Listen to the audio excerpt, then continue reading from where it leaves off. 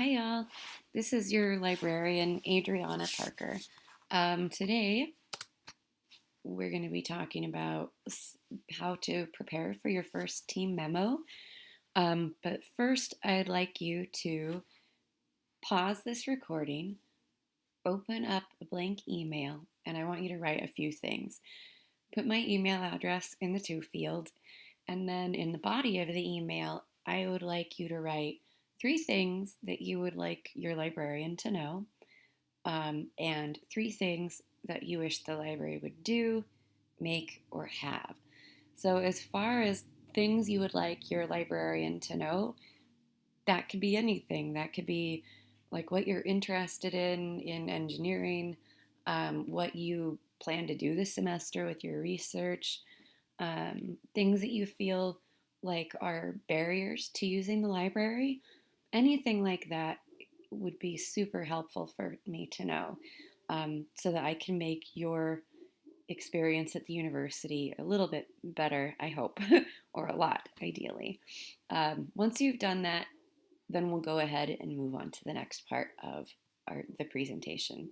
But take a pause, and then we'll get back to it. All right, so I'm going to assume that from here you've already written me an email and hit send. This is our to-do list for Team Memo 1. This looks like a pretty straightforward to-do list. Also, apologies if you hear my neighbor's dogs barking in the background. They are very, very cute, and it's totally forgivable. I'll have to show you a photo sometime. Anyway, so for this first team memo, you're going to pick a topic, articulate your research question, and develop a research proposal. As far as articulating a research topic goes, that sounds like it's going to be really easy. Ideally, you and your teammates could pick a topic, so a form of technology that you would like to learn about and understand as far as its sustainability, but one that you actually care about, like one that you're legit interested in. So pick a topic, make sure that this technology has a history of consumer use, that it's not classified like by the military or something, so that you actually have access to understanding how the technology works, that it's not under patent, and that it's not a prototype. Um, then you get to move on to your research proposal.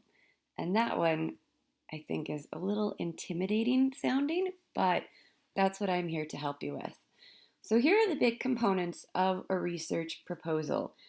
You're going to, along with, of course, including the names of your principal investigators, so your teammates, you're going to give an introduction to the technology that includes a general description of the technology and how it's used in society today. You're going to talk about how the technology is a relevant topic for our imaginary conference on engineering and sustainability. You're going to identify the question that you would like to research about your technology, like what does your team want to find out about it, and the sustainability connection. And then you're going to give an outline of the tasks that you need to complete. So for your research proposal, a lot of this stuff is not going to be born out of your own brain. You're going to ask the experts, or you're going to look to the experts for information like a description of your technology, how it works, processes, procedures, shit like that.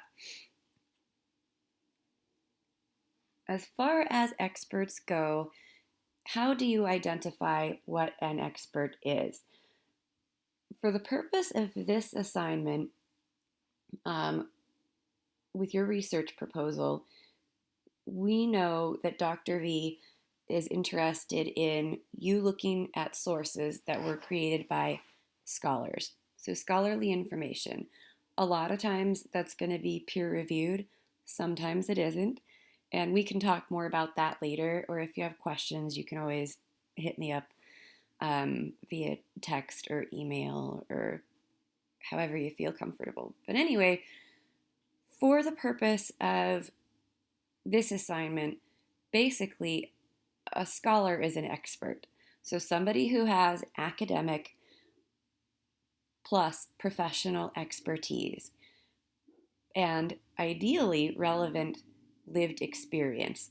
So expertise isn't just credentials, but for the purpose of this assignment, you do need to refer to sources of information that were produced by folks who are authorities on your technology.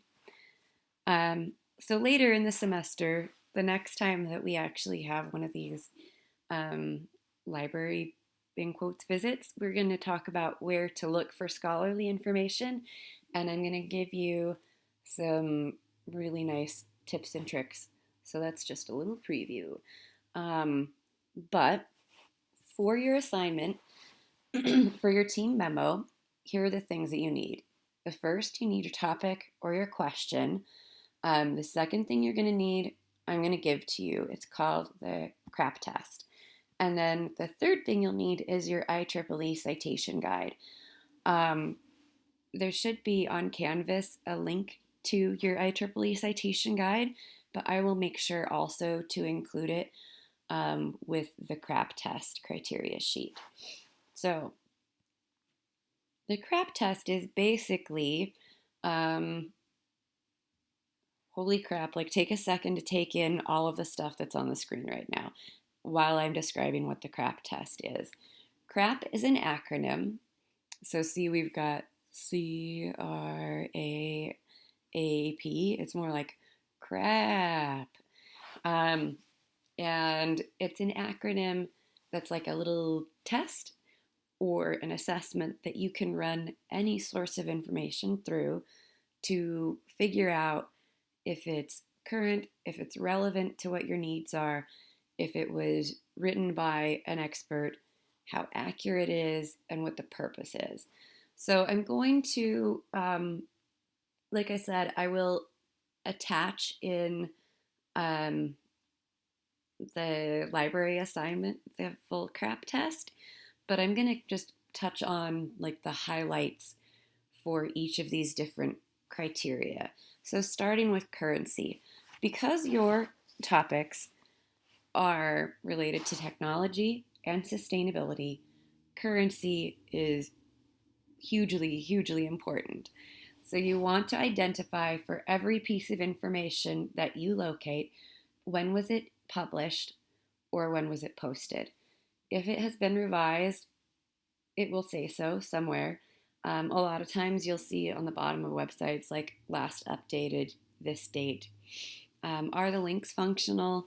That really does matter because that means that the source of information is being curated. It's a living document. And does your topic require current information? Hell yeah, it does. So on to relevance here. I know this sounds kind of silly, but make sure that when you're searching for information, wherever it is that you're looking, the information that you find, make sure that it's related to your topic very specifically. So, for example, if you are researching a topic about the sustainability of solar cells, when you're looking for information on that, we don't want just information about solar cells, like, say, the process for how they're made. We want information specifically about how it is sustainable. I hope that makes sense. The next question under relevance, and this is something important to consider, is who is the intended audience? If you're reading like a national newspaper, it's written for an audience that has at least a 6th grade reading level. For the purpose of your team memo, you're going to be looking at texts, probably articles that were written by experts in engineering, so engineers, um, and the language is going to be pretty jargony. Like there's a specific vocabulary, as you know, that's related to each discipline of engineering or any discipline really. Even library science, we have our own jargon. So make sure that you are the intended audience. So if you're looking for scholarly articles, yes, you are the intended audience. And is the information appropriate to your needs? So does it actually answer the questions that you are responding to in the team memo? Like, does it give a general description of the technology and how it was made? Um, is there any discussion about how sustainable or whether it is sustainable or not? The authority section here, I really want to probably hammer home the most, right along with accuracy. Authority is a social construct. That means that it's made up, right? So, authority, if we're looking at it denotatively, like we pull up a dictionary definition, what does the word authority mean? It tells us, I'm going to pull it up right now. Authority means a person or organization having power or control in particular in a particular, typically political or administrative sphere. Authority also means the power to give orders or to make decisions or to enforce obedience. Authority also means the power to influence others. So authority means a lot of shit. For your assignments in this class, authority means directly expertise. And we can determine if somebody is an expert, like the author of an article, based on what their credentials are. Like, do they have a degree in engineering, specifically the discipline that your technology falls under? What are their credentials? Like, do they have a bachelor's degree, a master's degree, a doctorate? Do they have professional experience working with that specific technology? Are they one of the folks who created it? So that's a unique type of authority. Next, we'll move on to accuracy. I was going to go on and on about authority some more, but I think that you get it. Accuracy is tricky, or at least it feels like it's tricky to determine if something is like true or not. But the quickest and most surefire way to determine if something is accurate is to cross-reference. So see if you can find that same information, maybe not verbatim, the language isn't identical, but the conclusions are identical in other sources of information. So different authors writing about the same topic, reaching the same conclusions. A lot of journals are peer reviewed, and so that is like an editorial process that's designed to promote accuracy. But yeah, basically, the best way that you can figure out if something is accurate or not is to look for evidence and conclusions that are repeated from multiple sources of information. So, different groups of folks who are authorities on the subject. And then last, I want you to consider the purpose that the information exists. All information has the potential to be biased, even if it's scientific information. So I want you to consider fact checking, which leads us back to accuracy and authority a lot. And all these criteria really work together to help you to eliminate junk information, or crap, as they like to call it. Gosh, if I had invented this test, I'm pretty sure it would have had a way more vulgar name. Um, anyway, that's about it. The last thing that I want to say is that if you run into any questions as you're putting together your team memo, like whether you're doing it independently or with your teammates, if you have questions about anything at all, please know that I'm here to help you. And this is my email address and my cell phone number. So I'm happy to meet in like whichever way that's most comfortable for you. So if you prefer email, awesome. If you like to talk on the phone, cool. If you prefer to text, I'm totally up for that.